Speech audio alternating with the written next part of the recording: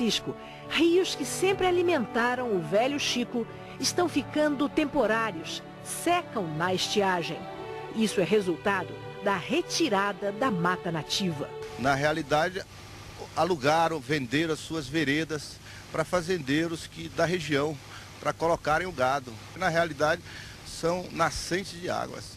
Estão sendo pisoteadas pelo gado? Estão sendo pisoteadas, secando, virando erosões que tem mais de quilômetros e quilômetros, onde eram veredas enormes. E onde nascia água só tem erosão? Só tem erosão.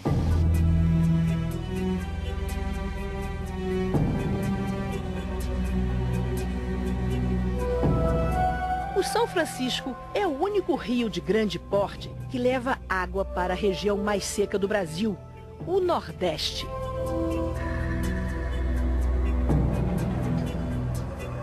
Mas ao longo de sua bacia hidrográfica, principalmente nos estados de Minas Gerais e Bahia, os afluentes estão perdendo o volume d'água por causa do desmatamento.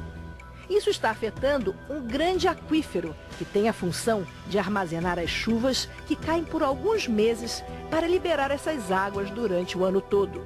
Todo o oeste da bacia do Rio São Francisco, nos estados de Tocantins, Goiás, Bahia e Minas Gerais, fazem parte de uma formação geológica chamada Formação Urucuia.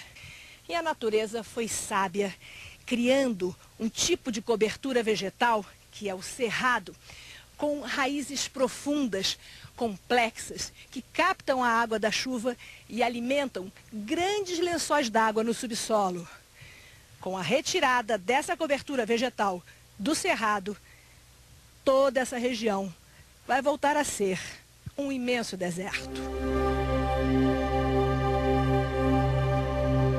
Essa região sofre com o desmatamento e as queimadas provocadas pela exploração agrícola e pelas muitas carvoarias instaladas aqui. As carvoarias é um problema muito grave na bacia do São Francisco, principalmente no oeste da Bahia. Por quê? Para atender às guzeiras que produzem aço em Minas Gerais, principalmente, há um mercado, uma demanda muito grande por lenha. Como não existe uma política de criar plantações para extrair madeira, a mata nativa acaba sendo devastada para se produzir carvão vegetal para as indústrias.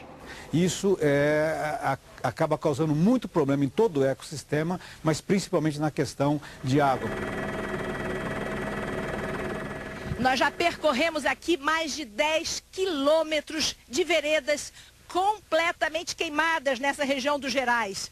Exatamente essas regiões que são de preservação permanente, que são de preservação máxima, estão sendo destruídas. E com elas, os mananciais que alimentam toda essa região e alimentam os principais formadores do Rio São Francisco. O seu Té é morador aqui da região, conhece essa região há mais de 60 anos. Eu queria saber, seu Té, o que o senhor está vendo aqui? O que significa isso? Só estou vendo destruição, não estou vendo nada de aproveito, porque tudo que está vendo é desvantagem para nós, não tem nada de alegria, só tristeza que a água está acabando para nós.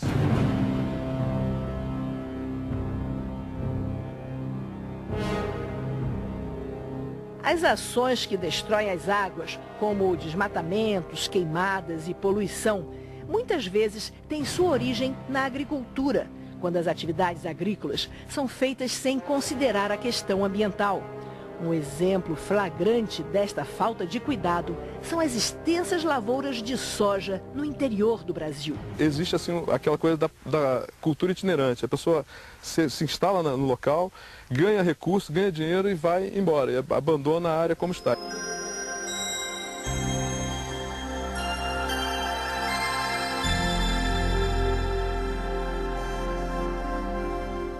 Para se proteger as águas, é preciso praticar a chamada agricultura sustentável.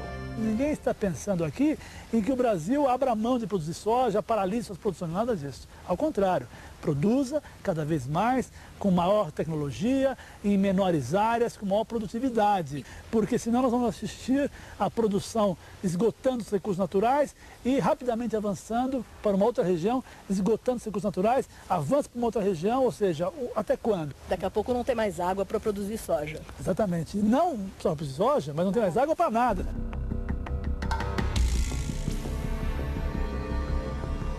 As leis ambientais prevêem punições que vão de multas até a prisão por crimes contra a natureza.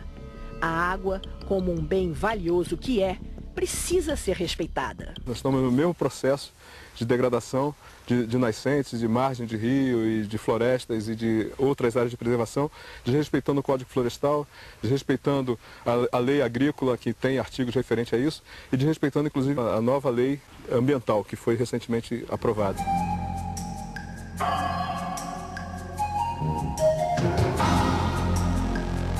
Em muitos países, a água já é considerada uma mercadoria de alto valor econômico.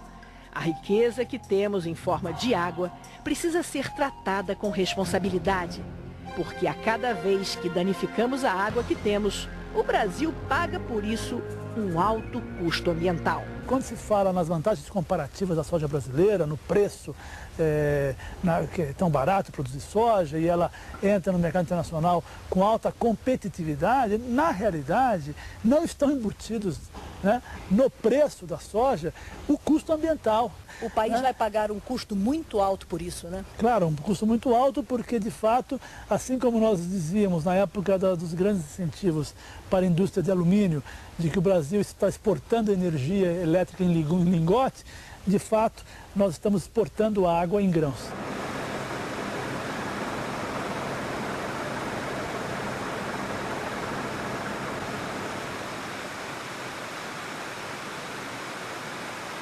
A água é um recurso natural finito, vulnerável e essencial para a manutenção da vida. Cuidar dela é uma maneira de cuidar de nós mesmos.